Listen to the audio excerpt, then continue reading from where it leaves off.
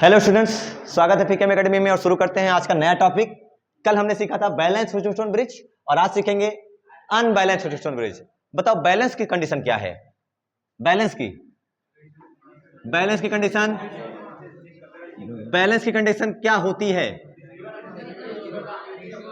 कि रेजिस्टेंस, अगर मैं इसे P लिखूं या R1 लिखूं, ये R2, ये R3 और ये R4, R5, R4 और बीच में कौन आएगा? R5। बोलो अगर रेशियो इक्वल हो जाए, क्या चीज? रेशियो ही इक्वल हो जाए। किनका किनका रेशियो? R1 और R4 का रेशियो, R1 बाई R3 या फिर R1 by, it's your choice, या फिर डायगोनल लगाओ R1 into R4 equal to R3 into R2। अगर ये इक्वल हो गया तो चला जाएगा बैलेंस में, और अगर ये इक्वल नहीं हुआ, अनइक्वल रहा, तो किस में आ जाएगा? Unbalance Huygens bridge. बात समझ में आई? तो अनबैलेंस ह्यूजेन ब्रिज की खास बात क्या है? The condition for unbalance Huygens bridge R1 by R2 या R1 बाई R3 अगर इक्वल टू कर दिया तो क्या बैलेंस में चले गए? डायगोनल रेजिस्टेंस में करंट 0, R5 में करंट कितना हो जाएगा? But in case of if the ratios of the resistances are not equal to each other, तो आप बैलेंस कहोगे? कॉमन सेंस बैलेंस तो तभी कहेंगे जब दोनों तरफ सर बराबर बराबर का रेशियो हो, लेकिन एक तरफ कहीं रेशियो ज्यादा हो जाएगा, एक तरफ कम हो जाएगा, तो ऐसा पॉसिबल नहीं है। ठीक है, अब हमेशा एक चीज ध्यान रखना, अगर मान लो कहीं क्वेश्चन आ जाए एग्जाम टाइम में कि करंट का flow Wheatstone unbalance Huygens bridge में कहां से कहां होगा, डायगोनल वाले में, क्योंकि बाकी सब में तो सबको पता है। बड़ा डंडा देखा तुमने, यहां से करंट चलाई आई, यहां से चलाई क्या चीज आई, और यहां पहुंचने के बाद सब कहोगे सर यहां I1 और यहां हो जाएगा I2। अरे क्या इतना सबको आता है? सवाल मेरा अगला ये है कि ये I1 का टुकड़ा नीचे आएगा कि I2 का टुकड़ा ऊपर जाएगा? सोच के बताओ। I1 का कुछ हिस्सा R5 में आएगा या I2 का कुछ हिस्सा R5 में ऊपर जाएगा? सवाल ये, कॉमन सेंस नहीं लगेगा यहां पर। अब यहां लगेगा, हमें थोड़ा सा दिमाग लगाना पड़ेगा, ध्यान से देखना। अगर मेरा R1 by R2, R1 by, concept याद रखना हमेशा के लिए, is greater than R2 by R4। अगर ऊपर, अगर मैंने अच्छा यहां R3 आएगा, ठीक है, हाँ, नीचे वाले का रेशियो अलग, ऊपर वाले का रेशियो अलग। अगर ऊपर वाले का रेशियो ज्यादा आया तो इसका मतलब है रेजिस्टेंस ऊपर ज्यादा है और नीचे रेजिस्टेंस, अगर ऊपर रेजिस्टेंस ज्यादा है तो ऊपर वोल्टेज ज्यादा आएगा कि कम आएगा? कम। ऊपर वोल्टेज क्या आएगा? अरे भाई आई इक्वल टू क्या लिखोगे? V बाई R ना। ऊपर रेजिस्टेंस क्या हो गया? रेजिस्टेंस ज्यादा तो वोल्टेज, फिर उस हिसाब से अगर वोल्टेज कम हो जाएगा तो यहां का वोल्टेज ज्यादा और यहां का वोल्टेज, तो करंट जाएगी नीचे से ऊपर। तो अगर ऐसा याद रखो, अगर रेशियो जिधर ज्यादा होगा, ऊपर वाली साइड का रेशियो ज्यादा होगा तो करंट ऊपर चली जाएगी, जिधर रेशियो ज्यादा करंट उधर ही चली जाएगी। तो आपको I1 यहां रोक के रखना है, और इस I2 में से क्या ध्यान रखना है कि कुछ पार्ट उधर चला जाएगा और कुछ पार्ट ऊपर जाएगा, और ये दोनों मिलकर के यहां इकट्ठा होकर जाएंगे, I1 को रोक के रखेंगे। इस चीज को ध्यान रखना है न्यूमेरिकल्स में। न्यूमेरिकल्स अगर करना चाहें तो बहुत अच्छे से कर सकते हैं, ये कॉन्सेप्ट है बुक्स का, बट बुक्स के सारे न्यूमेरिकल्स इस मेथड को फॉलो ही नहीं करते। बुक्स के कोई भी न्यूमेरिकल्स इस मेथड को फॉलो नहीं करते। बट हमें अगर करंट पूछ लिया जाए कौन सा हायर पोटेंशियल कौन सा लोअर पोटेंशियल, तो हायर पोटेंशियल कौन सा होगा बताओ? अगर जो ज्यादा होगा, जिसका रेशियो ज्यादा, वो लोअर पोटेंशियल। जिसका रेशियो अगर R1 बाई R2 ज्यादा तो lower potential, R3 by R4 ज्यादा तो ये लोअर पोटेंशियल, और ऊपर से नीचे करंट आने लग जाएगी। क्या कॉन्सेप्ट समझ में आया? कुछ कुछ क्लियर है? तो ये हो गया किसके बारे में? बैलेंस या अनबैलेंस? अनबैलेंस। अनबैलेंस में यही होता है, या तो ऊपर का रेशियो ज्यादा होगा या तो नीचे का रेशियो ज्यादा होगा। इसी के लिए हम लोग एक न्यूमेरिकल कर लेते हैं, और न्यूमेरिकल में एनसीईआरटी का एग्जांपल देख लेते हैं, जो कि एग्जांपल आपको दिया गया है। एनसीईआरटी का एग्जांपल देखें सब लोग, ठीक है? एनसीईआरटी का एग्जांपल नंबर कितना है?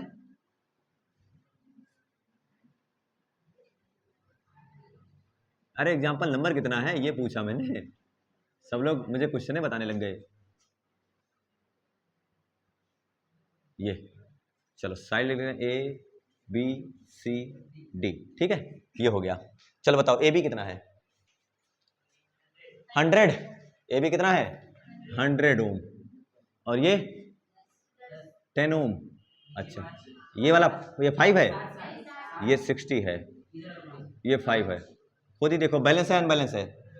बैलेंस अनबैलेंस, क्या 100/66 आया, 10/6, और ये 10/5 कम आ गई, ये 10/6 आया और ये 10/, अरे खुद ही देख लो, ऊपर 10 आ रहा है और नीचे कितना आ रहा है 12, नीचे का रेशियो ज्यादा है कि नहीं, नीचे रेशियो ज्यादा तो नीचे का पोटेंशियल कम, नीचे का रेशियो ज्यादा नीचे का पोटेंशियल कम, और रेशियो ज्यादा तो करंट का इधर ही आएगी, मतलब पोटेंशियल कम, जिधर रेशियो ज्यादा उधर ही करंट भाग ही आएगी। अब उस हिसाब से सॉल्व करते हैं। अच्छा बीच वाला तुमने बताया नहीं कितना है, बीच वाला कितना है 15 ओम, बीच वाला 15 ओम है, बस same question, current in resistors, ये क्वेश्चन है, सीधी सीधी सवाल, ठीक है। क्वेश्चन ने क्या पूछ रखा है, अगर मैं क्वेश्चन पढ़ूं तो क्वेश्चन कह रहा है कि the 4 ohms of a Wheatstone bridge as shown in the figure following resistance AB 100, BC 10, CD 5 और DA 60 ओम। तो क्वेश्चन आपका कह रहा है, और इन्होंने करंट भी चला रखी है, इन्होंने करंट भी चला रखी है स्पेशली, ठीक है। बट हम उस करंट को अगर इग्नोर करें और अपने हिसाब से लगाने की कोशिश करें, अ galvanometer of 15 ohm resistance is connected across BD में सेट किया गया है, और calculate the current through galvanometer R5 से जाने, R5 इस 15 ओम से जाने वाली current galvanometer when a potential difference of 10 volt is maintained across AC, A और C के बीच कितना पोटेंशियल डिफरेंस लगाया जा रहा है 10 वोल्ट का, यानी यहां बैटरी लगाई मैंने 10 वोल्ट की, और आपको बताना है कि BD में कितनी करंट है। तो क्या क्वेश्चन समझ में आया, अनबैलेंस ब्रिज समझ में आया क्या चीज होता है, जिसमें रेशियो इक्वल नहीं होते हैं, किसमें पूछा है R5 में ना, करंट इन किसमें, करंट इन 15 ओम, ये बताना है, करंट इन 15 ओम।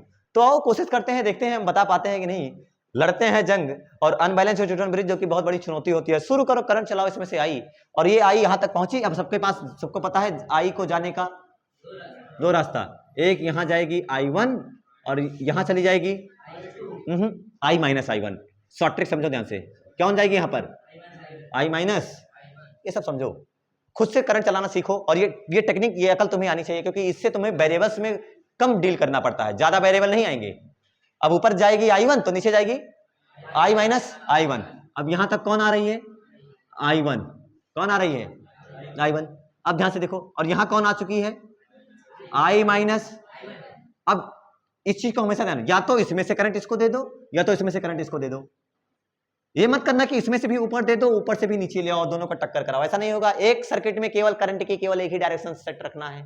तो अब हमने सोचा कि ये तो अपने आप में खुद ही टूटी हुई है, तो एक काम करें, इसमें भेज देते हैं I2, कौन किसको भेज दिया मैंने, तो बोलो इधर कितनी गई I1 माइनस I2, अरे गई कि नहीं गई, वो I1 माइनस I2 यहां तक पहुंच चुकी है, और यहां कौन आ चुकी है I2, क्या दोनों मिलेंगी, ये दोनों, और यहां कौन आएगी I minus I1 plus I2, very good, और यहां कौन पहुंचेगा I माइनस I1 प्लस, और क्या यहां फिर से सब कनेक्ट हो जाएंगी, कनेक्ट होने के बाद क्या आंसर देंगी, यहां पर आने के बाद I minus I1 plus I2 plus I1 minus I2, अरे क्या ये वाली जुड़ गई I1 माइनस I2, और क्या ये minus I1 plus I2, I1 से I1 गया I2 से, तो इसका मतलब कौन बचा, लिखा तो है I, है ना, समझ में आया।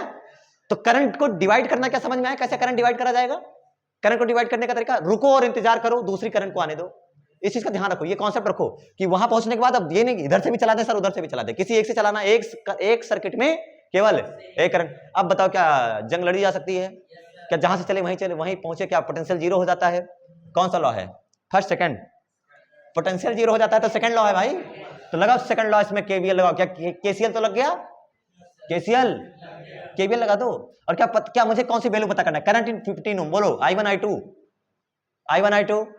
I2 पता करना है। तो चलो शुरू करते हैं इस क्वेश्चन में, क्या किरचॉफ लॉ लगा जाए, KVL लगाया जाए, लूप देखा जाए, लूप, क्या आपको पहला लूप नजर आ रहा है क्या, अरे लूप नजर नहीं आया, क्या दूसरा लूप भी नजर आया, क्या तीसरा नजर आया, बोलो कितने लूप है, 1 2 3 4, बोलो कितने लूप, 1 2 3 4, 1 2 3 4, बहुत सारे लूप हैं, बहुत सारे लूप हैं, 1 2 3 4 5 6, ऐसे करके 7वां लूप भी बना सकते हो, और दो तुम्हें बताना है, 7वां लूप कमेंट करें। पहला देखो, सबसे पहले पहला लूप पकड़ो, शुरू करो A से, loop A B D A, for loop A B D A. चलो लगाओ, लिखना शुरू करो, ए से बी जाओ, बोलो कैसे लिखोगे? 100I1 plus minus plus minus plus minus, current flows from higher potential to lower potential. Plus बोलने वाले गधे हैं और माइनस बोलने वाले सही हैं, सधे हैं। सधे मतलब अपनी पढ़ाई पर वो सधे हुए हैं, तो सही बताने वाले सधे हैं और गलत बताने वाले गधे हैं। क्या गजब का अच्छा डायलॉग बना, इसको यूज कर लेना अपने लिए, मतलब ये मानते रहना, ठीक है? सही बोलने वाले सधे हैं, गलत बोलने वाले। शुरू करो, 100I1 क्या माइनस 100I1, आगे सॉल्व करो। माइनस, हाँ माइनस 15I2 और plus 60I minus I1 equal to, जहां से चले वहीं पहुंच गए, इक्वल टू 0। यहां से अगर आप ध्यान से देखना चाहो तो आप क्या कर सकते हो, I1 R2 एक तरफ रखो, I को उधर फेंक दो, इट्स योर चॉइस, जैसा करना चाहो। चलो, minus 100I1 minus 15I2 plus 60I minus 60I1 equal to 0। 160 क्या 160 माइनस 160 माइनस क्या minus 15I2 equal to minus 60I। समझ आया? अच्छा, क्या ये 15 से जाएगा? नहीं जाएगा, बट क्या 5 से जाएगा? ऐसे रखो, क्या माइनस माइनस सब खत्म हो गया, सब plus 160I plus 15I2 equal to 60I plus हो गया। इक्वेशन फर्स्ट टारगेट ना, for second loop. Second loop नजर आया क्या? अरे सेकंड लूप नजर नहीं आया, क्या है? बी डी, अच्छा बी सी ले रहे हो, चलो B C D B, for loop B C D B. बोलो इक्वेशन लिखो, बी से सी जाओ, माइनस 10I1 माइनस, कई लोगों को समझ नहीं आ रहा होगा, मैं बता दूं, current flows from higher potential to lower potential. Minus 10I1 minus, अच्छा plus 5I minus I1 plus, आगे प्लस 15I2 इक्वल टू, चलो करो क्या होगा, minus 10I1 minus minus plus 10I2 plus 5I plus minus 5I1, समझ आ रहा है? Plus 5I2 plus 15I2 equal to 0। I बराबर टारगेट करो, एक I1 दो I1, क्या मिल गया?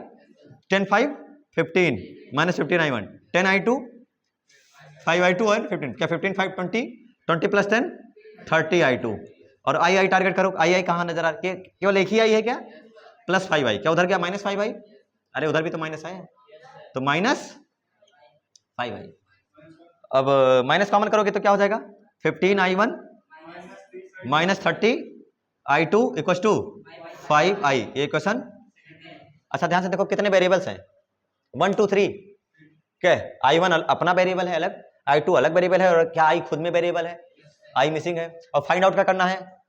अगर सोचो किसी तरीके से I की वैल्यू पता लग जाए तो क्या सब पता लग जाएगा? टारगेट का क्या होना चाहिए? I। दो इक्वेशन से सर कुछ नहीं कर पाए, तीसरी इक्वेशन की तरफ रुख करा जाए, और क्या तीसरी इक्वेशन सबको नजर आ रहा होगा? अगर मैं इसको C A D C और अगर मैं इसको लिखूं E और F, तो क्या नई इक्वेशन लिख सकते हो? बोलो नया लूप, क्या नया लूप नजर आया? नया लूप का नाम बोलो, A D C E F A, समझ आया? तो फॉर नेक्स्ट लूप, क्योंकि हमारे पास, क्यों मुझे ऐसा क्यों करना पड़ा? क्योंकि 3 वेरिएबल है और इक्वेशन कितनी लिखा अभी तक? 2। तीसरी इक्वेशन लिखने के लिए मैंने तीसरा लूप लिया। लूप का नाम बोलो, A D C E F A। चलो भाई बहुत बढ़िया, शुरू करो। A से D बोलो, minus 60I minus I1 plus की माइनस, प्लस की माइनस, अरे A से D तो चले गए, D से C जाओ, minus 5I minus I1 plus I2 plus minus, plus minus 10 equal to, चलो भाई बहुत अच्छा है। अब शायद यहां से कुछ इक्वेशन, 3 इक्वेशन बन जाएगी, और 3 इक्वेशन बन जाएगी तो वही मेथड जो हम लोग लगा सकते थे उसको लगा के सॉल्व करने की कोशिश करते हैं। अंदर मल्टीप्लाई करो तो minus 60I plus 60I1 minus 5I plus 5I1 minus 5I2 equal to minus 10। ठीक है, सॉल्व करो इसको, सॉल्व करो। आई दो बार है क्या? क्या आई और आई दो बार है क्या? -65 हो जाएगा, -65i, ठीक है। चलो ये और ये गए, 60i1 5i1, क्या +65i1, चलो भाई i1 और i1 गया, -5i2 इक्वस टू -10, और अगर इसमें से फिर से वही माइनस वगैरह कॉमन कर लो तो आपके पास क्या बचेगा? नहीं नहीं, सबसे सही है, कुछ कॉमन मत करो। क्या लिख सकते हो फिर? 65i1 लिख सकते थे, 65i1 -5i2 equals to 65i -10, equation third. -65 इधर आए, +65, ठीक है। अब हमें क्या करना है? इक्वेशन फर्स्ट, सेकंड और थर्ड को सॉल्व करके, फर्स्ट सेकंड और थर्ड को सॉल्व करके हमें वैल्यू फाइंड आउट करनी है i1 i2 और i की, मतलब किसी की पता कर लेते हैं और उसके बाद ये सॉल्व कर लेते हैं। तो अगला टारगेट आपका है कि आप ये सॉल्व करें खुद से। तो जैसा कि मैंने आपसे कहा था आप खुद से सॉल्व करें, तो खुद से सॉल्व करने पर देखिए ये आंसर आ गया, ठीक है। और आंसर आ रहा है एनसीईआरटी में आ रहा है 4.87, राउंड ऑफ करिएगा तो 5.0 मतलब 5 मिली एम्पियर तक ही आएगा, इसलिए आंसर आ रहा है। एनसीईआरटी का क्वेश्चन लेने का तरीका अलग है, हमारा अलग है। जरूरी नहीं कि हम किताब के अकॉर्डिंग चलें, अपने हिसाब से चल करके आंसर नियर अबाउट हम इतना ही दे रहे हैं। चलो चलिए आज के लिए इतना ही, मिलते हैं कल फिर इसी वक्त, तब तक के लिए ओके बाय। रिवीजन करते रहिए, नोट्स बनाते रहिए, ठीक है। धन्यवाद।